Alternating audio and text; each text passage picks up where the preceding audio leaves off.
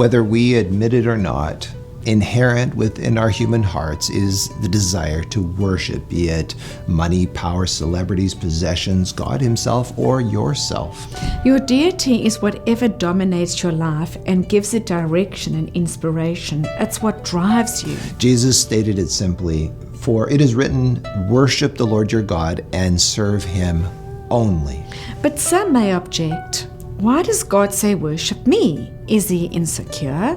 Does God somehow need our validation and approval? Neuroscientists tell us that what commands our attention is what shapes our minds. We adapt ourselves to whatever we focus on.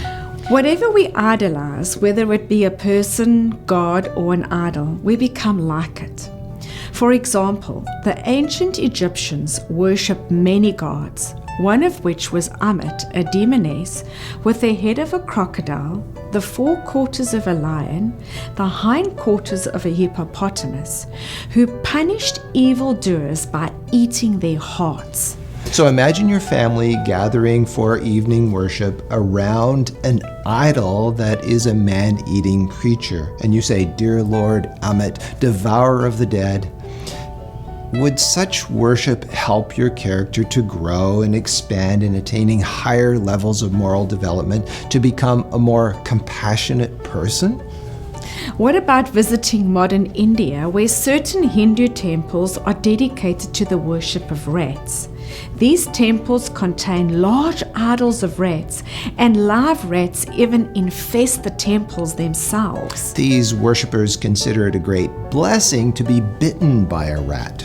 Think about it. Men and women, boys and girls, created in the image of God with individuality, the power to think and to act, and they give their highest energies to worshipping rats? So why does God ask us to worship him? He asks us to worship him because he is the only one we can worship that will not cause us to degenerate. To worship anything on earth will merely lead to our own degradation.